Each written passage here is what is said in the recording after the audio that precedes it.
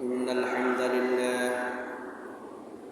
الحمد لله نحمده ونستعينه ونستغفره ونعوذ بالله من شرور أنفسنا ومن سيئات أعمالنا من يهده الله فلا مضل له ومن يضلل فلا هادي له ونشهد أن لا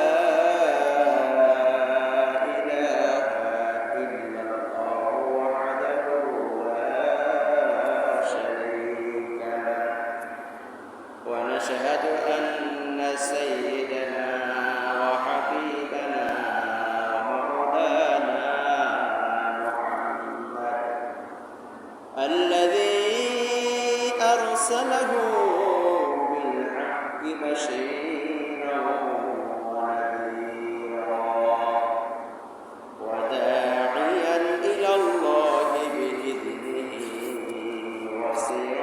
وسراجا منيرا فقد قال الله سبحانه وتعالى في شان حبيبه آمرا ومخبرا إن الله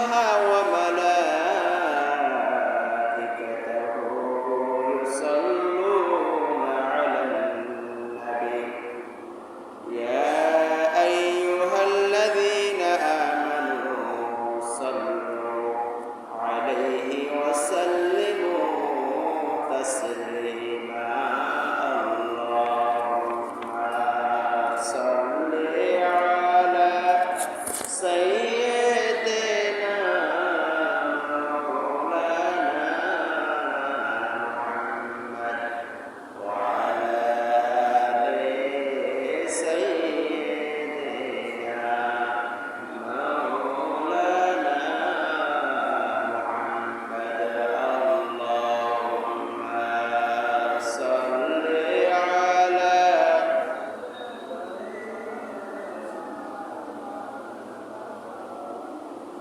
وعلى آل سيدنا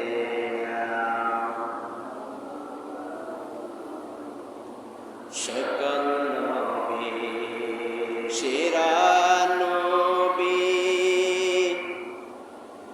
محمد رسول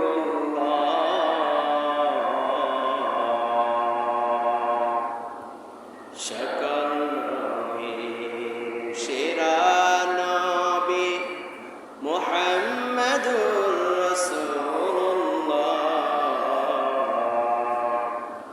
يا نبي سلام عليك يا رسول سلام عليك يا حبيب سلام عليك صلوات الله عليك بلغ العلا بكماله كشف الدجى بجماله حسنت جميع خصاله صلوا عليه وآله سلموا يا قوم بل صلوا على صدر الأمين مصطفى جاء إلا رحمة للعالمين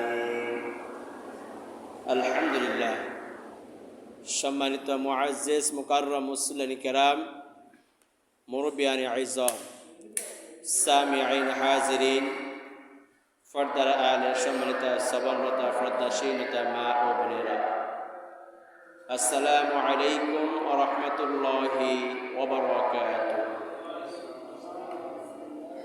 মহান আল্লাহ তাআলা দরবারে লাখ লাখ সুজুদ শুকর আদায় করে যে আল্লাহ তাআলা আমাদেরকে অসংখ্য অগণিত মুসলমানদের কাছ থেকে যাচাই বাছাই করে অনেক ব্যস্ততার মাঝেও আল্লাহ তাআলার পবিত্র ঘরে আসার এবং বসার মতো যিনি তৌফিক দিয়েছেন সুস্থতার শরীরে, আমরা সেই মুনিবের দরবারে কালেমাতে শুকর আদায় করি আলহামদুলিল্লাহ। সকল দুরূদ ও সালাম প্রেরণ করি সেই বিশ্ব নেতা, নবীদের নেতা, নবীদের নবী, সর্বকালের সর্বশ্রেষ্ঠ নবী জনাবে মুহাম্মদ রাসূলুল্লাহ, সবাই বলি সাল্লাল্লাহু আলাইহি ওয়াসাল্লাম। সম্মানিত উপস্থিতি, আমরা প্রতি জুমায় ধারাবাহিকভাবে আলোচনার মাধ্যমে আজকে এই জুমায় আমরা বিষয় নির্ধারণ করেছি অভাব অনটনের সময় রাসূল পাক সাল্লাল্লাহু আলাইহি ওয়াসাল্লামের আদর্শ কেমন ছিল। যখন অভাবে থাকতেন, অনটনে থাকতেন, তখন রাসূল পাক সাল্লাল্লাহু আলাইহি ওয়াসাল্লাম কি করতেন, আমরা সেই বিষয়ে কোরআন এবং হাদিস থেকে কথাগুলো শুনব। আল্লাহ তাআলা যেন আমাদের সকলকে আমল করার মতো সেই তৌফিক দান করেন, সকলে আমিন। রাসূল পাক সাল্লাল্লাহু আলাইহি ওয়াসাল্লাম দাওয়াতের উদ্দেশ্যে বিভিন্ন এলাকায় সফরে বের হতেন। এমন এক সময় আল্লাহ রাসূল সাল্লাল্লাহু আলাইহি ওয়াসাল্লাম হযরত বেলাল রাদিয়াল্লাহু তাআলাকে সাথে নিয়ে একটি সফর বের হয়েছিলেন।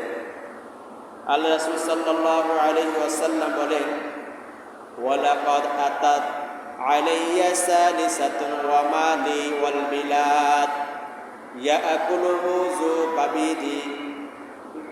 কাবিদি ইল্লা মা রাআ ইবতু বিল বিলাদ। আল্লাহ রাসূল সাল্লাল্লাহু আলাইহি ওয়াসাল্লাম হযরত বেলাল রাদিয়াল্লাহু তাআলাকে সাথে নিয়ে সফরে বের হয়েছিলেন। একাধারে আল্লাহ রাসূল সাল্লাল্লাহু আলাইহি ওয়াসাল্লাম বেলালকে সাথে নিয়ে সফরে ছিলেন। 3 দিন পর্যন্ত রাসূল পাক সাল্লাল্লাহু আলাইহি ওয়াসাল্লামের সাথে কোনো খাবার ছিলেন না। আল্লাহ রাসূল সাল্লাল্লাহু আলাইহি ওয়াসাল্লাম এমন অভাবের মধ্যে ছিলেন, সাথে কোনো খাবার নেই, একটা প্রাণ বেঁচে থাকার মতো এতটুকু খাবারও নেই। বেলাল রাদিয়াল্লাহু তাআলার বগলের নিচে কিছু পরিমাণ খাবার ছিল। যেই পরিমাণ খাবার ছিল, ওই খাবার একটা পিঁপড়া খাবে ওই পরিমাণও কোনো খাবার নাই। এত কম পরিমাণ খাবার ছিল, এত সামান্য পরিমাণ ছিল। আল্লাহ রাসূল সাল্লাল্লাহু আলাইহি ওয়াসাল্লাম এই অভাবের সময়, এই অনটনের সময় রাসূল পাক সাল্লাল্লাহু আলাইহি ওয়াসাল্লামের কাছে প্রস্তাব দেওয়া হলো, হে আল্লাহর রাসূল, আপনি যদি চান আমি আপনার জন্য উহুদ পাহাড়কে স্বর্ণ পরিণত করে দিব। কি প্রস্তাব দিলেন? হে আল্লাহর রাসূল, আপনি যদি চান তাহলে আমি আপনাকে এই অভাব অনটনের মাধ্যমে এই সময় উহুদ পাহাড়কে স্বর্ণ পরিণত করে দিব। আল্লাহ রাসূল সাল্লাল্লাহু আলাইহি ওয়াসাল্লাম